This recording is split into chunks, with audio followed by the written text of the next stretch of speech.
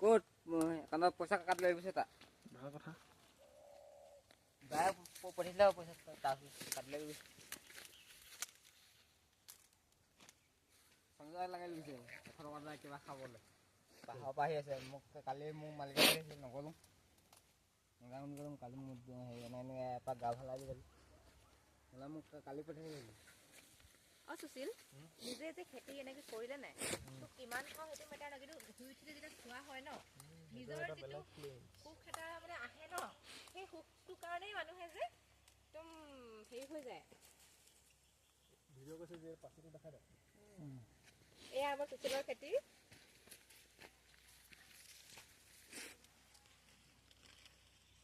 এয়া সুশীলৰ বাৰীৰ শাক একদম ফ্ৰেছ অৰ্গেনিক